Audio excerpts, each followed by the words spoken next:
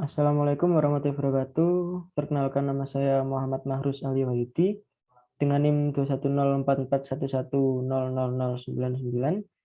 Di sini saya akan menjelaskan tentang tugas UAS saya, mata kuliah analisa proses bisnis. Di sini saya membuat proses bisnis pembuatan kartu tanda penduduk elektronik atau EKTP. Untuk yang pertama ini terdapat proses bisnis lama pembuatan kartu tanda penduduk elektronik. Mutu dari pelayanan publik di Dinas Kependudukan dan Catatan Sipil Kabupaten Lamongan masih monopolistik sehingga mutunya rendah, sangat birokratis dan tidak mampu memberikan pelayanan yang maksimal kepada masyarakat. Melihat dari banyaknya permasalahan yang muncul dalam pelayanan publik, maka penelitian ini dapat tarik beberapa rumusan masalah, diantaranya bagaimana implementasi kebijakan pelayanan EKTP di Dinas Kependudukan dan Catatan Sipil Kabupaten Lamongan, dan apa saja yang menjadi faktor-faktor pendukung dan penghambat dalam implementasi kebijakan EKTP di Dinas Kependudukan dan Catatan Sipil Kabupaten Lamongan. Cara pembuatan KTP sesuai dengan aturan baru KTP. Untuk ini minimal 2 kata dengan maksimal 60 huruf termasuk spasi yang tertuang dalam Permendagri nomor 73/2022 atau tahun 2022.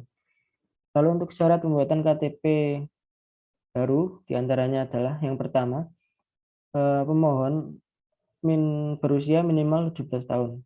Yang kedua, membawa fotokopi kartu keluarga, lalu membawa surat pengantar yang didapatkan dari RT RW setempat.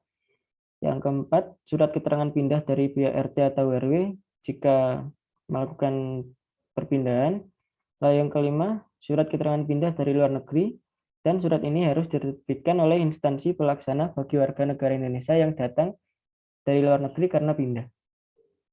Lalu untuk cara-cara pembuatan EKTP, yang pertama, pemohon dipastikan kelurahan atau desa telah mendukung layanan EKTP. Yang kedua, datang dengan membawa fotokopi kartu keluarga dan surat pengantar ke kelurahan atau desa setempat. Yang ketiga, mengambil nomor antrian di loket, lalu tunggu hingga dipanggil oleh petugas, dan jangan lupa membawa surat panggilan untuk EKTP dari pemerintah setempat, yaitu dari RT atau RW. Lalu yang keempat, petugas akan memasukkan data dan foto Anda secara digital. Pastikan dan bandingkan data Anda dengan data di KTP Anda jika sudah mempunyai. Lalu jika belum pernah mempunyai KTP, pemohon diminta untuk mengisi formulir F1.01. Lalu yang kelima, membubuhkan tanda tangan di alat perekam tanda tangan. Pastikan tanda tangan tidak berubah-ubah setelah pembuatan KTP karena akan menyulitkan jika tidak sama dengan dokumen lain.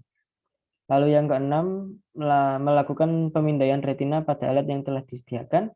Yang ketujuh, pastikan surat panggilan akan ditandatangani dan stempel oleh petugas berwenang. Yang kedelapan atau yang terakhir, tunggu proses pencetakan sekitar 2 minggu. Bila EKTP selesai dicetak, maka pemohon akan diberitahu dan dapat diambil di kelurahan atau desa setempat. Lalu untuk yang poin B, poin kedua, analisa kelebihan dan kekurangan. Untuk kelebihan dari proses bisnis pembuatan KTP ini, yang pertama, proses perekaman sudah menggunakan digital, yang tentunya lebih canggih dan lebih mudah. Lalu yang kedua, dokumen yang diperlukan tidak terlalu rumit dan banyak, hanya membutuhkan fotokopi KTP dan surat pengantar dari RT atau RW. Yang ketiga, prosesnya tidak terlalu rumit atau bisa dikatakan cukup mudah dan simpel.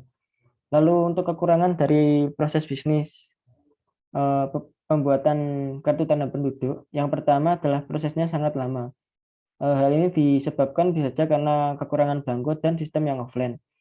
Lalu yang kedua, EKTP yang sudah dibagikan kepada pemohon, sering terjadi kesalahan dalam penulisan identitas pada EKTP tersebut.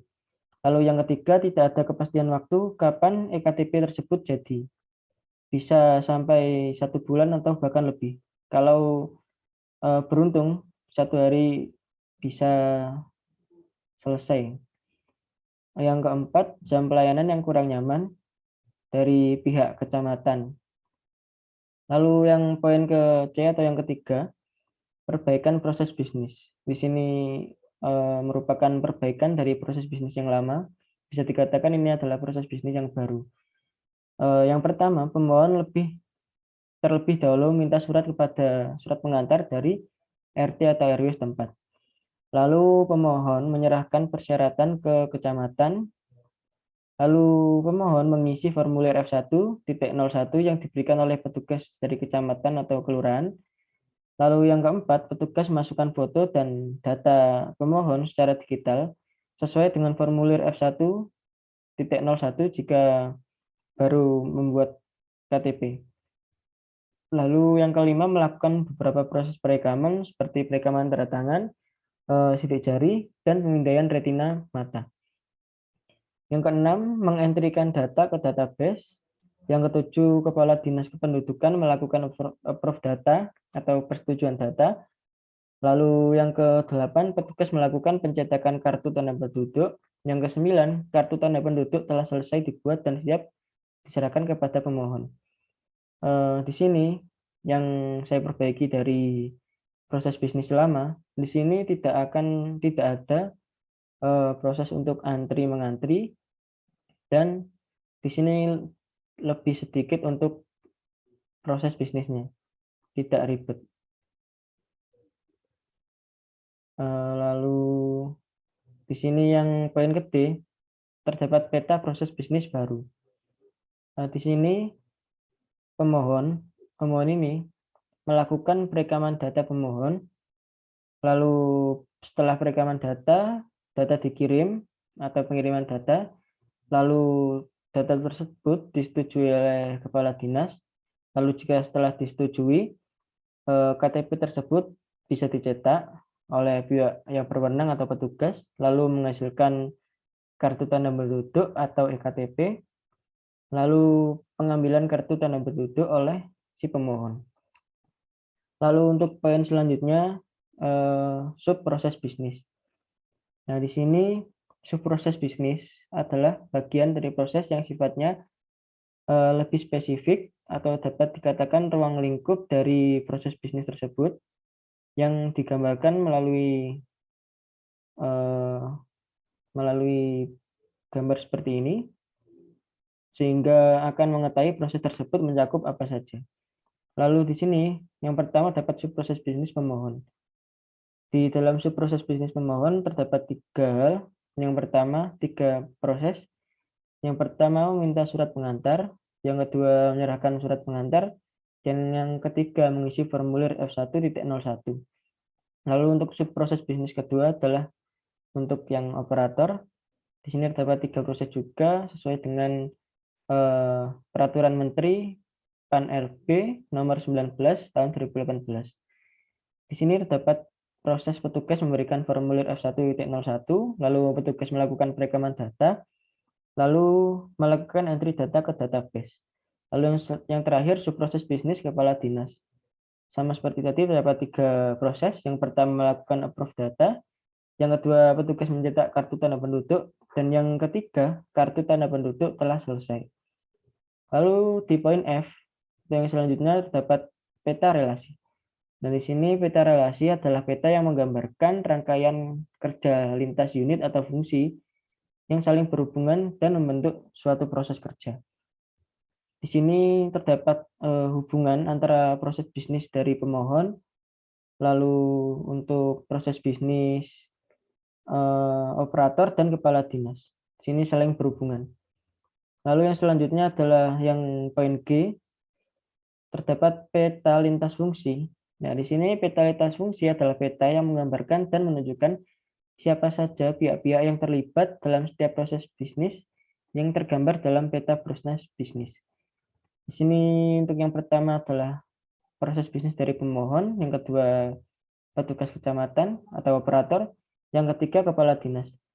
Untuk yang dari pemohon, di sini yang berhubungan ke petugas kecamatan yaitu menyerahkan persyaratan ke kecamatan. Lalu untuk yang berhubungan dari petugas kecamatan atau operator ke kepala dinas adalah mengentry ke database. Nah, database ini akan masuk ke database dari kepala dinas, Lalu jika kepala dinas telah menyetujui approve data, maka kartu tanda penduduk telah selesai dan akan diberikan kepada pemohon. Sekian penjelasan atau presentasi dari tugas UAS saya tentang proses bisnis pembuatan kartu tanda penduduk atau EKTP. Apabila ada kesalahan atau penjelasan yang kurang jelas, mohon dimaafkan. Wassalamualaikum warahmatullahi wabarakatuh.